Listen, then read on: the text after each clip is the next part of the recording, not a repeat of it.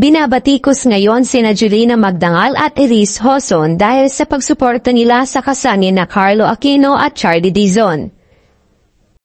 You are watching Showbiz Ganap Global.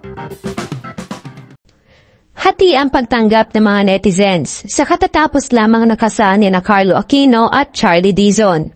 Bagamat marami ang masaya at natuwa sa pag-iisang dibdib ng dalawa, marami rin ang nagagalit at hindi maganda ang pagtanggap sa balitang ito. Karamihan ay galit kay Carlo dahil umano sa ginawang pag-iwan nito kay Trina Candaza na ina ng anak ni Carlo na si Mithi. Kaya naman nang mag-post si Julina Magdangal ng kanyang kaligayahan para kay Carlo at Charlie ay inulan ito ng mga negatibong komento. Sa nasabing post ay sinabi ni Julina na, sabi ni April sa vows niya, totoo daw pala ang manifesting. Gusto ko lang i-share na isa ako sa nag-manifest para sa forever niyo. At yung mga sinabi ni Kaloy sa vows naman niya na kung paano niya iingatan, aalagaan at mamahalin si April, alam na alam ko na puso niya ang nagsasalita. Thankful ako na na-witness ko ang kanilang pag-iisang dibdib. Kaloy, bilang bata ka pa, magkakilala na tayo. Alam ko kung gaano ka kabait na anak at mapagmahal sa family mo.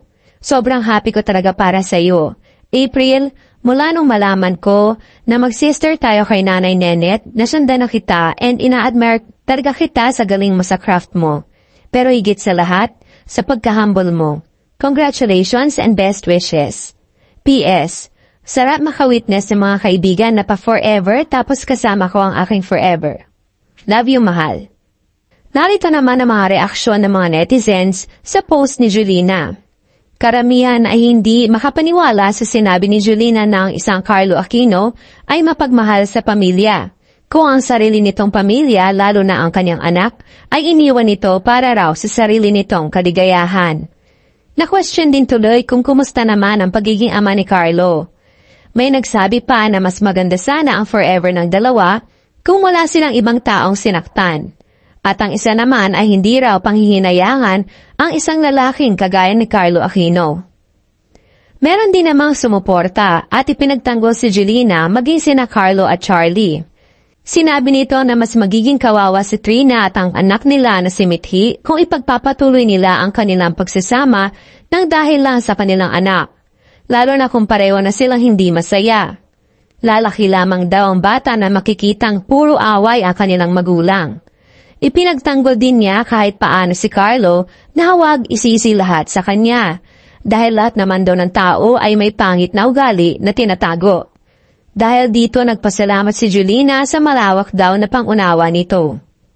Sa post naman ni Elise kung saan sinabi nito na masaya ang kanyang puso para sa dalawa, ay na-question pa ang kanyang pagiging isang ina sa comment ng isang netizen. Ayon dito, coming from a mom supporting a guy who left his daughter. Kayo mga kachika, ano opinion ninyo sa isyong ito? Leave your comment below.